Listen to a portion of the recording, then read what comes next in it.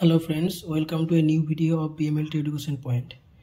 আমি আগের দিন বলেছিলাম যে আমি ভ্যাকুয়াম এবং নন ভ্যাকুয়াম ভায়াল সম্বন্ধে বলবো এবং আমার কাছে যে ভায়ালগুলি রয়েছে সেগুলিকে নিয়ে একটা ভিডিও আমি দেব।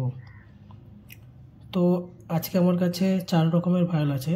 একটা হচ্ছে ইডিটিএ, ক্লট এবং সুগার, এবং তার সাথে রয়েছে সোডিয়াম সাইট্রেট, যেটাকে আমরা কোয়াগুলেশন ভায়াল বলি। এর মধ্যে ভ্যাকুয়াম এবং নন ভ্যাকুয়াম রয়েছে শুধুমাত্র ইডিটিএ এবং ক্লটের ক্ষেত্রে রেখেছি, বাকিগুলোর ভ্যাকুয়াম নন ভ্যাকুয়াম সবগুলো পাইনি। তো আমার কাছে যেগুলো অ্যাভেলেবেল আছে সেগুলো নিয়ে আজকের ভিডিও আমি দিচ্ছি। সব ভায়ালের ক্ষেত্রে ফাংশন একই। তো প্রথম শুরু করছি ইডিটিএ ভায়াল দিয়ে। প্রথমে যেটা রয়েছে এটা হচ্ছে ল্যাভেন্ডার কালারের EDTA ভায়াল, lavender top tube, K3 EDTA বলেছিলাম।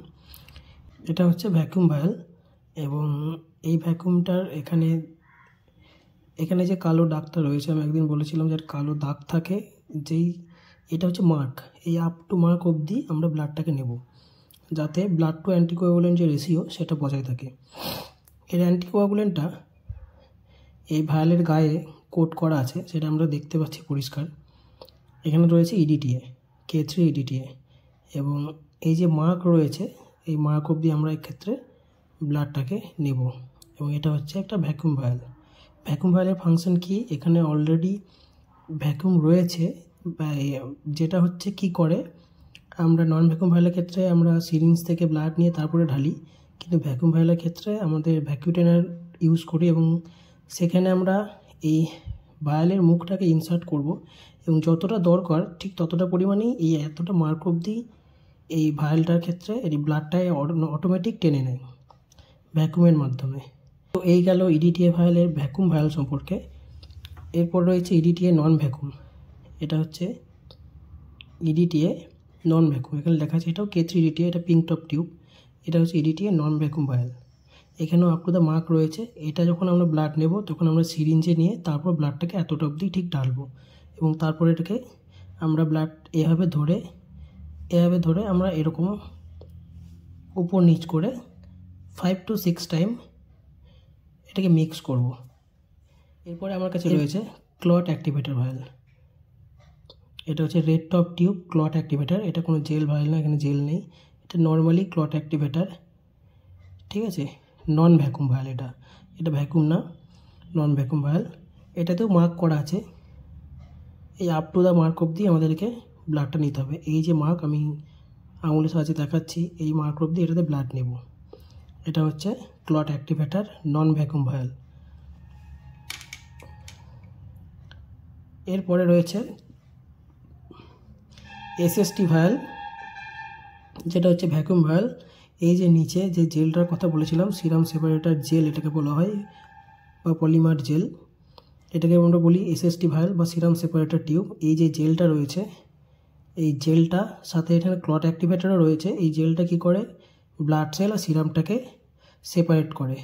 মিনস ব্লাড সেলটা নিচে চলে আসবে, সিরামটা মাঝখানে, সিরামটা উপরে থাকবে এবং মিডিলে চলে আসবে এই জেলটা, বেশ।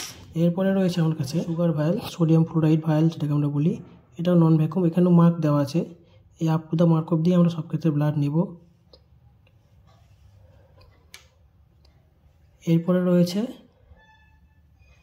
সোডিয়াম সাইট্রেট ভায়াল, এটাও নন ভ্যাকুয়াম। এগুলোর আমার ভ্যাকুটেনার ভ্যাকুয়াম ভায়ালগুলো আমি জোগাড় করতে পারিনি, আমার কাছে এগুলো অ্যাভেলেবেল ছিল। তো নন ভ্যাকুয়ামে দেখাচ্ছি, প্রসিডিওর কিছু আলাদা না, এখানে ব্লাড নেওয়ার পরে ঢালতে হয় আর ওটা ব্লাড নেওয়ার সময় ইনসার্ট করতে হয় এবং ডাইরেক্ট ব্লাড চলে আসে অটোমেটিক।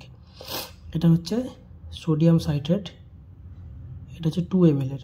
এখানে দেখো সোডিয়াম সাইট্রেট ভায়ালের ক্ষেত্রে কিন্তু সব সময়, বাকিগুলোর ক্ষেত্রে একটু আপ ডাউন হলেও কোনো অসুবিধা হয় না, কিন্তু এই ভায়ালের ক্ষেত্রে মানে কোয়াগুলেশন প্রোফাইল করার জন্য সব সময় up to the mark blood আমাদেরকে নিতে হবে। সব সময় এই মার্ক অবধি ব্লাড নিতে হবে।